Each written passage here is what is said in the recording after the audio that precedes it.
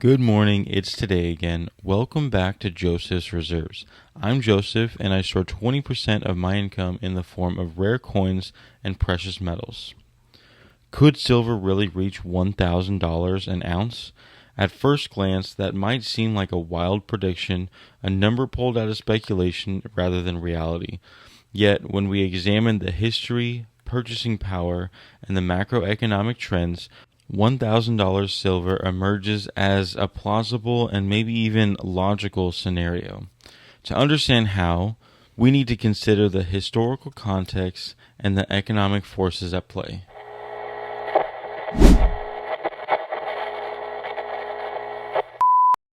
Congratulations to John Matozajewski and Country Boy Parrot Eyes for being the first comments on my last two videos. Go ahead and find them down below to start conversation. First, consider what $1,000 silver would mean. At today's prices, that would represent a roughly 13-fold increase from the current levels. It would imply either severe inflation, a compression of the gold to silver ratio, a monetary reset, or some combination of all three. It would not occur in a stable, low inflation environment like they tell you that we're in today.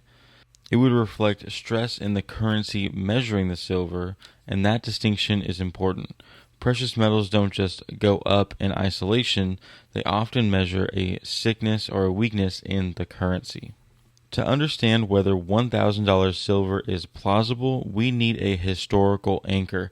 Silver was not always a speculative asset. For most of recorded history, it was simply money. So first, let's answer the question, what did we used to value it at?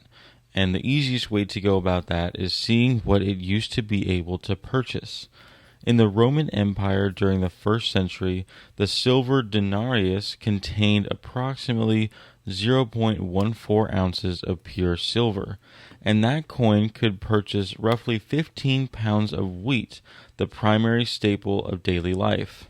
Back then, the denarius was almost like a minimum wage for an entire day's worth of work, and it was understood that this could sustain a human being for that one day. If we translate that into modern terms, that 15 pounds of wheat costs roughly $25 to $40 today, depending on your region and processing. So if 0.14 ounces of silver was to equate to maybe the $30 or so that would average out this staple food value, that places the full ounces of silver between about $220 and $285 in modern purchasing power. Even using a conservative conversion, the silver of Roman-era purchasing power translates to around $250 per ounce. If we move forward to medieval Europe, silver pennies dominated commerce. A skilled laborer commonly earned 2 to 3 silver pennies in one day. A sheep, which was considered a tangible, wealth-storing asset in the agrarian economy, costs roughly 10 to 12 pennies. Translating that into modern livestock prices, a sheep today roughly costs $200 to $300. The silver content represented in those pennies again implies a purchasing power of about $200 to $300 per ounce. That's a different continent, different century, entirely different political system, yet silver's purchasing power remained strikingly consistent. If we go all the way forward to early America, this provides perhaps the clearest modest bridge. Under the Coinage Act of 1792, a U.S. silver dollar contained 371 1/4 grains of pure silver, approximately 0.77344 ounces. For many laborers in the early 1800s, that silver dollar represented a full day's wage. When translated into tangible goods, the same sheep would still cost $250 to $300 range. Even looking at the prices of modest household tools, staple groceries, it all implied a purchasing power that falls within this $250 to $300 range per ounce of silver.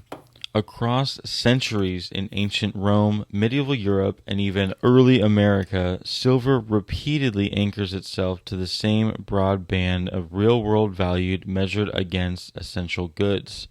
This historical consistency raises a difficult but logical question.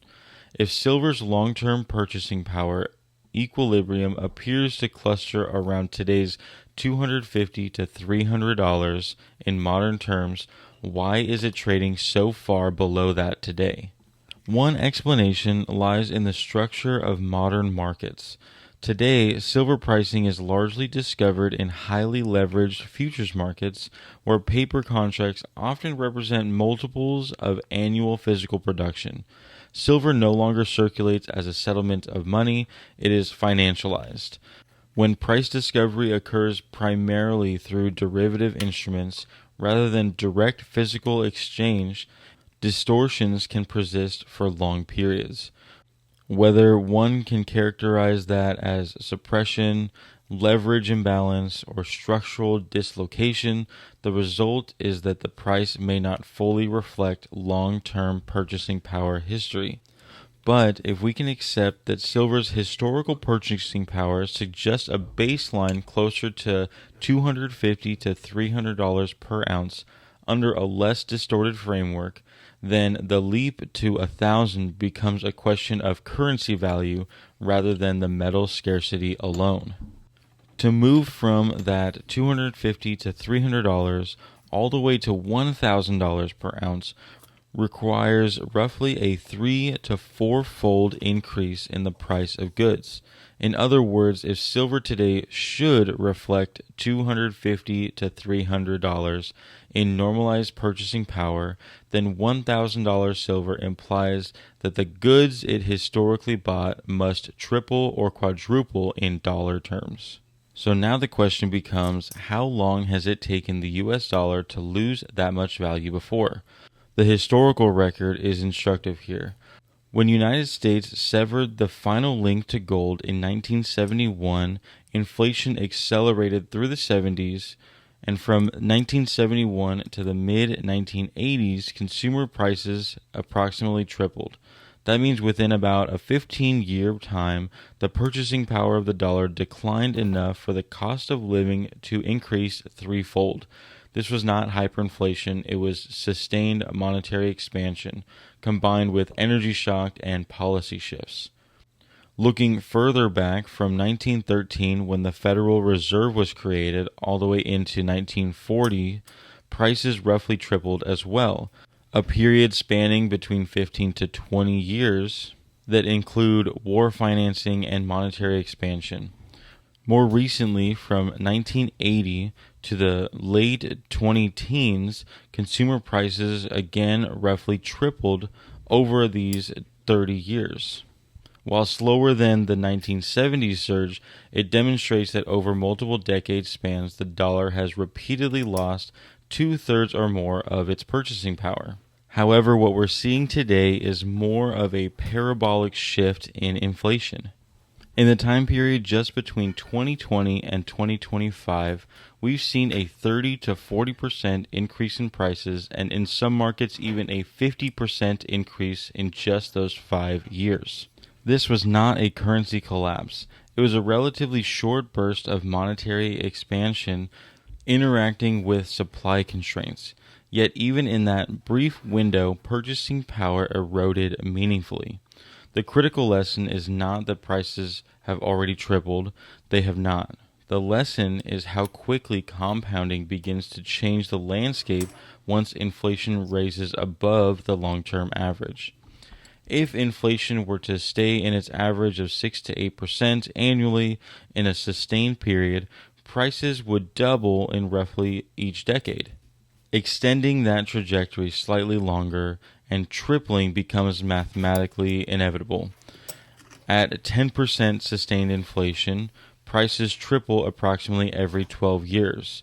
And this is not extreme assumptions, they're simply arithmetic compounding over time.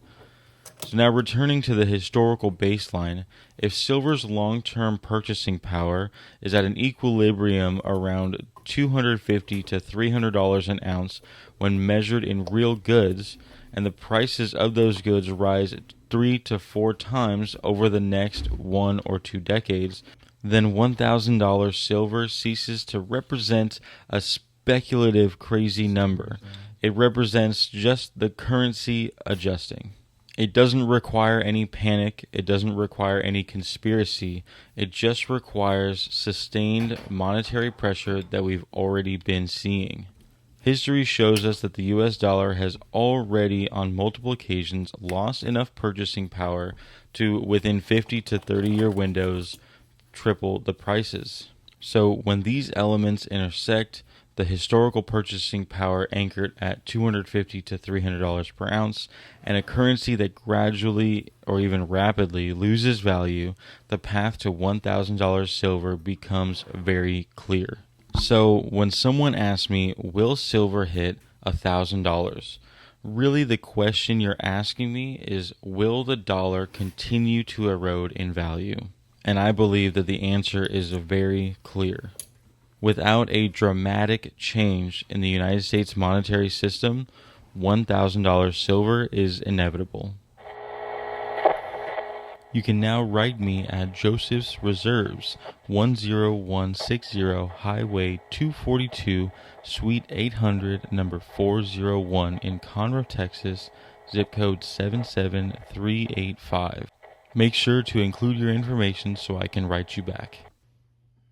If y'all like this video, make sure to go down and give it a thumbs up. Go down in the comment section for any comments or questions. Subscribe to my channel and share the video. But most of all, thank you so much for watching. And just remember, every ounce adds up. So no matter how small, just keep stacking.